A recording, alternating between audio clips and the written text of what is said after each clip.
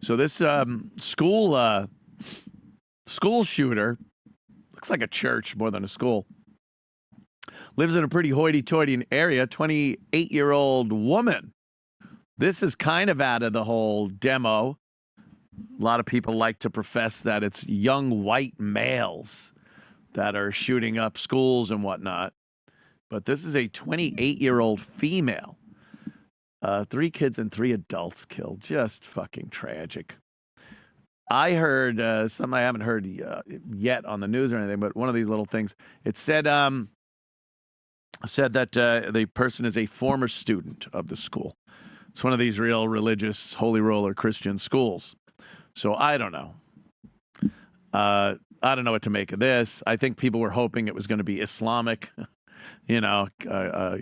Christian school being shot up. So they were hoping, hopefully it's Islamic. And then it's a woman and you still go, all right, well, maybe it's Islamic. But I don't know. It's pointing to just some old student with a beef. Maybe some fucking was going on. Who knows? Who knows? It's another mental patient that got their hands on a gun and decided to shoot up a school. It's terrible. And what I'm seeing immediately, the calls for gun control and the banning of assault rifles. We always hear about that one. That's been working its way up in the news of late anyway. And then shit like this always happens. When they start trying to get ahead of steam going with the assault weapons ban, something like this always pops up. It really does make you think about MK Ultra and things like that. Mind control, the Manchurian Candidate kind of a thing, where they brainwash you and shit. Now, I don't know if this is the case. Oh, okay. Someone just went away, a caller. Yeah, it said, is the shooter's trans? And by the way, who knows? They say a 28-year-old woman. Who are you to say it's not a More woman? people are calling in saying it. Yeah? I haven't heard it yet. I saw people going, well, is it trans woman? Like, I get the irony thing going on there, but I don't know. Looks like Hogwarts. What is this place? It's like fucking Hogwarts. A big cathedral-y looking thing. Look at that. Pretty high finance. Looks like a very expensive area in Nashville, Tennessee. How are people getting in? I still don't understand why every school in this country doesn't have someone at the door. Just someone at the doors, every door. They stand there the entire school day, go in shifts. How about parents? How about fat fucking housewife cunts that don't do anything at home, that always come out for a assault weapon ban when a school gets shot up, but don't want to spend 2 hours manning a door at your kid's school, maybe to make it safer. You get a little radio, and your job is to stand there 2 hours. You have 4 parents a day have to do that. You rotate it with the other parents. You do it once a month, maybe. I mean, you really could do this and protect your own schools. And what? No, they'd rather the easy agenda-driven thing of taking away guns, because it's the gun that does it, right? It's not the mental patient that could go in there with a knife and stab people, or a pistol. Oh, we're banning assault rifles. Oh, now they got a pistol. Okay, what's the difference? What's the difference? But no, they have to go after the guns instead of actually figuring out a way to secure these fucking schools. Lock the doors. If you're coming in, you need permission. You have to have ID check. How many fucking places do you have to have your ID checked before you can even go in the building? Here in New York City, you got to check with a doorman. You got to go to the front desk if it's a business. You got identification. Who are you here to see? All that shit. Schools, wander in with a few rifles. No one's stopping you. And then when shit like this happens, everyone's surprised.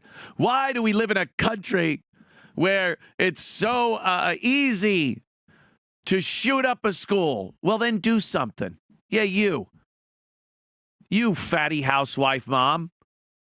Spend 2 hours a month manning a door at your child's school. Oh, what? I got to stand there and say, yeah, sorry. Sorry, there's no easy fix where you could still sit at home and watch Days of Our Lives. Sorry. You got to be there for a couple hours at least. But no, the easy way is assault weapons ban. That'll save our kids. Do you know, I don't know if many people know this. I've said it before. There was an assault weapons ban in place, a national assault weapons ban, not state, not a city that said you couldn't have them. The entire country had an assault weapons ban, the one they want to put in place under Bill Clinton. And Columbine happened under that, which could be the most memorable and one of the most heinous school shootings ever. They had guns, they had bombs, rifles and pistols, killed a fuckload of people. And that was during the assault weapons ban. What did that do? Pandora's box has been open, my friend.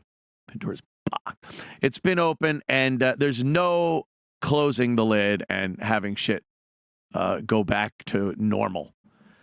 There are millions upon millions of rifles that would be considered assault weapons in the eyes of the people that want this assault weapon ban. You can't take them back. The idea that they're somehow over time going to just disappear is insane.